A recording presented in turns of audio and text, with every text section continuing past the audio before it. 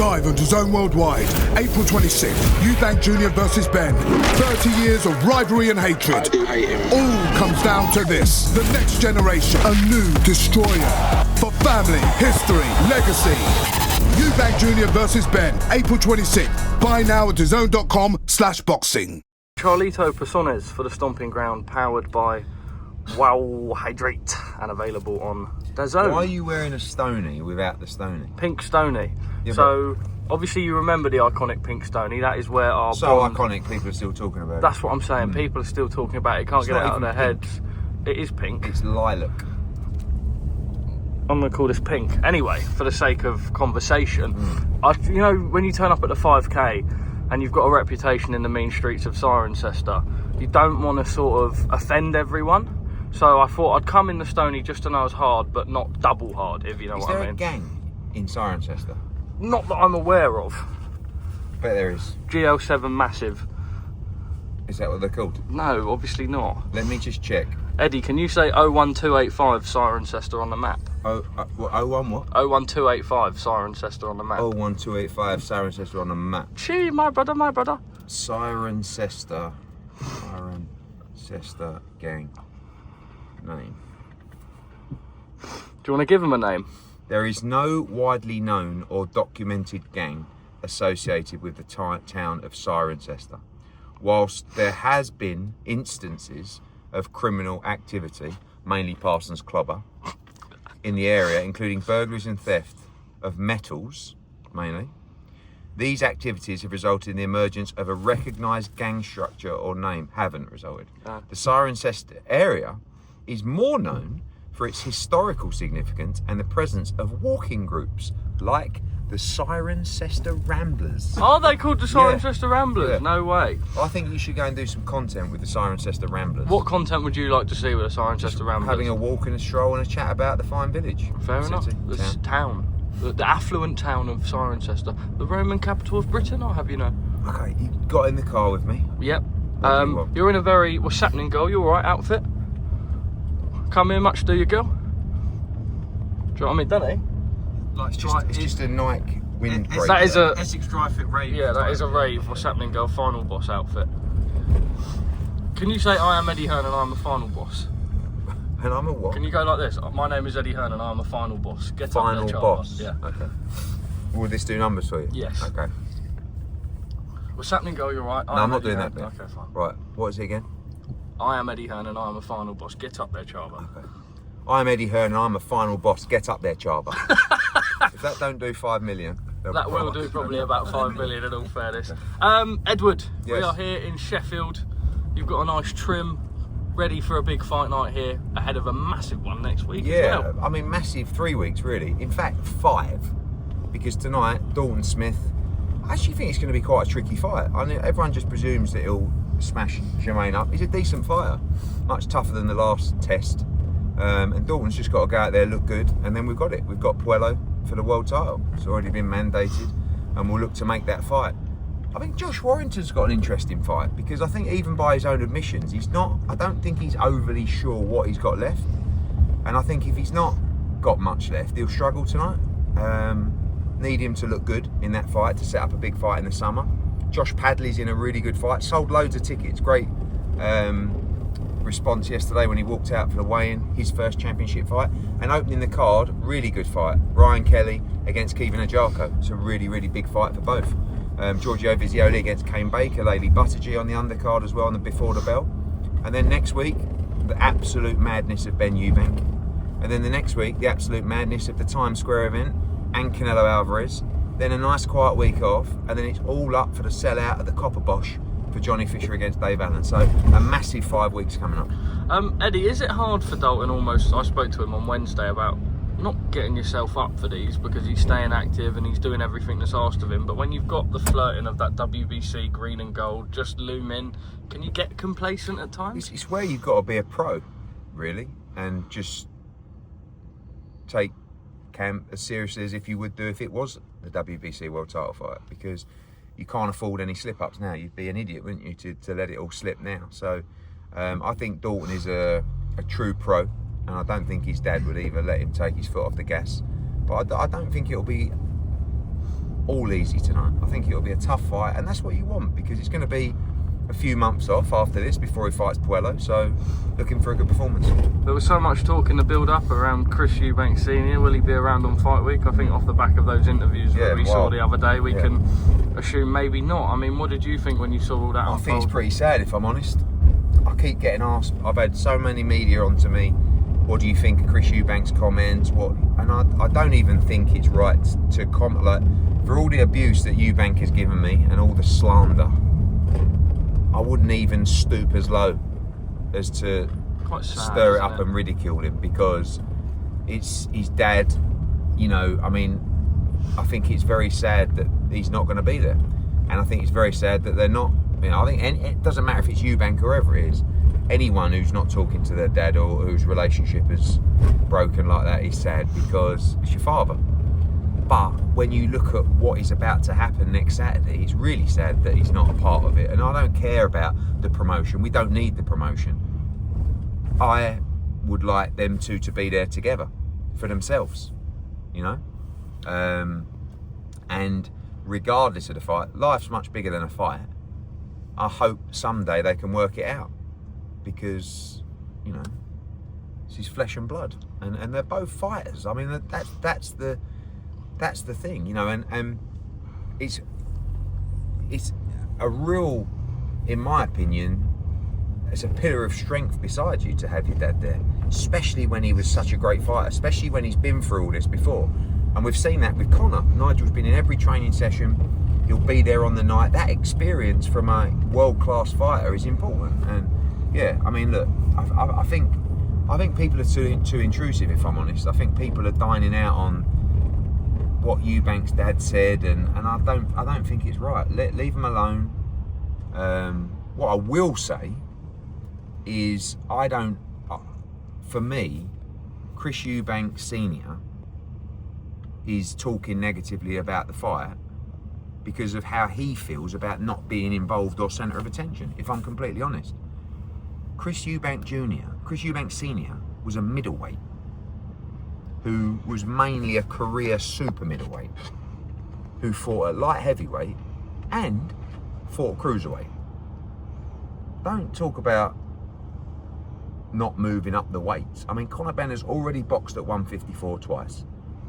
Is that even Senior's issue anymore? He seemed to be more pissed off about the whole egg thing with his son, which I'm baffled by.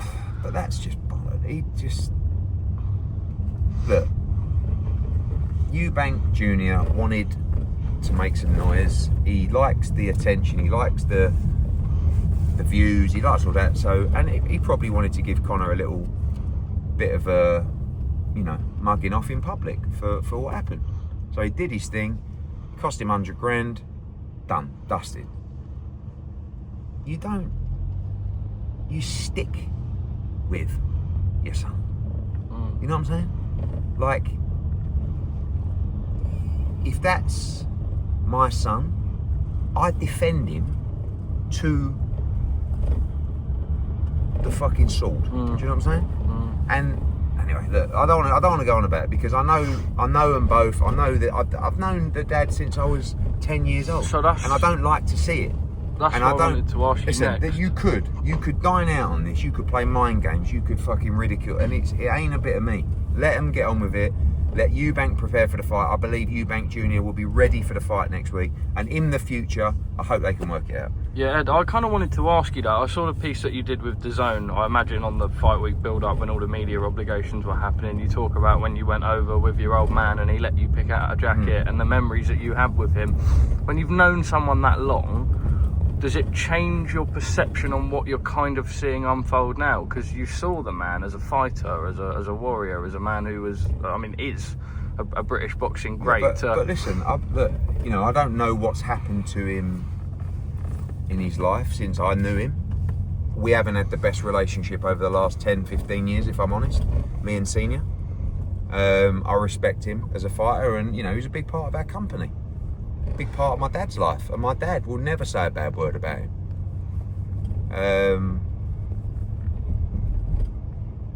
Will he not to this day, no, Barry? No, they were very close. My dad was best man at his wedding. What's your old man's thoughts on this whole thing? Out of He's not curiosity? really that deep, my dad. You know, he just look. Eubank's always been very, very wild. Don't forget, my dad was following Eubank around London, and they'd stop outside Asprey, the Queen's Jewellers on Bond Street, and Eubank would go in there, and he would go, "I see, I saw a cane in the window with a diamond," and buy a cane for 100 grand or something like that off the flight. Fucking check him into.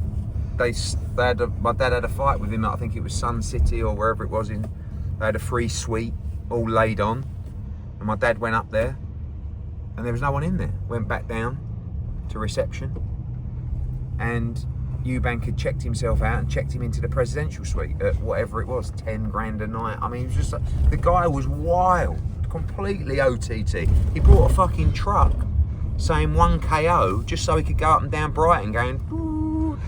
He bought a certificate which said the Mayor of Brighton, or no, the Lord of Brighton. Well, he's the bloody sheriff of or whatever something it now. was, and I think it was a couple of 100 grand. And he said, "Well, I'm now the Lord of Brighton." And my dad said, "It's a fucking bit of paper." Oh, he was Eubank. He was a character.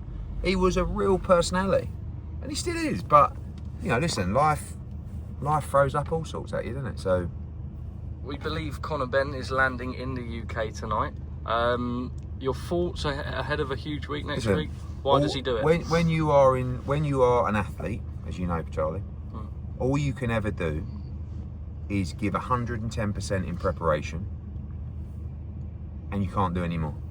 When I say not 110%, 210%, he has put into this training camp. This is the best camp he's ever had, the best he's ever looked in sparring. The fitter he's ever been, the strongest he's ever been, and he's ready. And I'll tell you something now, if Eubank beats Conor next week, I'll take my hat off to him, because this kid is coming ready, explosive, and he's coming to do damage and to do it early. You are going to get a thriller next week at Tottenham, a thriller. A couple more quick ones. Shakur Stevenson with an apology to His Excellency Turki Al-Sheikh, saying it was a little bit of a misunderstanding. We're now hearing a date, I believe July 14, sorry. July 12, sorry, I don't know my Saturdays in July, but yeah, thank they were you going to very do much. a show on a Monday night, but they thought I thought so. That was a Charlito Persona's Innovation, they called that. Yes. Is that not the same date that they're aiming for? I believe so, yeah, I don't know.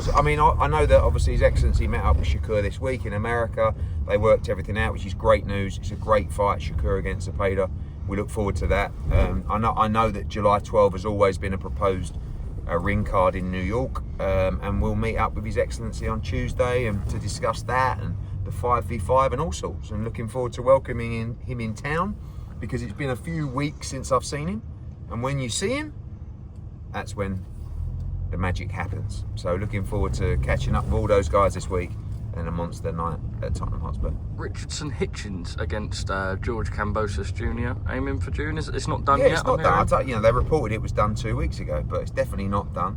But Richardson will fight in June. Whether it's George Cambosus or not, we will find out in the next few days. But yeah, looking forward for a big homecoming for New York's only world champion.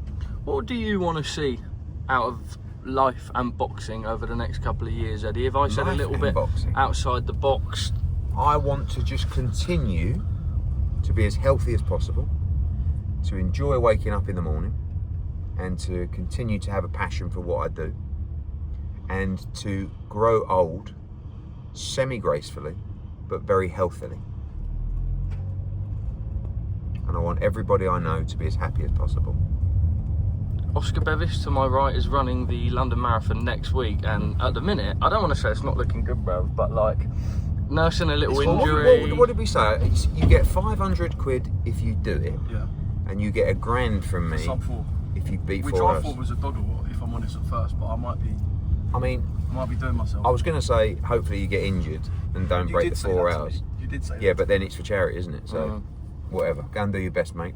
The marathon was the worst experience of my life. Yeah, I said the same. 4 hours Not and enjoyable. 7 minutes or something. Oh, and so I beat you in minor light work. How old were you when you did it?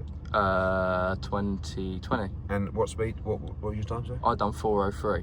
Okay. How old were you when 20, you done it? I was 40. 41, something like that. Okay, so big stiff idiot. Done it in a longer time than me, basically. Big stiff idiot? Yeah. You see you big stiff idiot from Brentwood.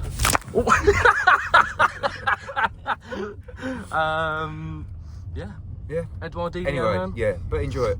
Yeah, thank you. I wanted to teach you some more phrases. Leave it for another time. You've got me all next week. Just tune into DAZN. No, we don't have you all next week because you'll turn up and you'll get mobbed by about 7 million cameras, I've got to and do you'll go, the serious media next week. You got to do the serious media. What? Les Stomping Ground. So French. What's a fucking Benn? Right, see you later, Edward. Au revoir. Live on DAZN Worldwide, April 26th, Eubank Sr versus Benn. 30 years of rivalry and hatred. I do hate him. All comes down to this. The next generation, a new destroyer. For family, history, legacy. Eubank Jr versus Benn, April 26th. Buy now at DAZN.com/boxing.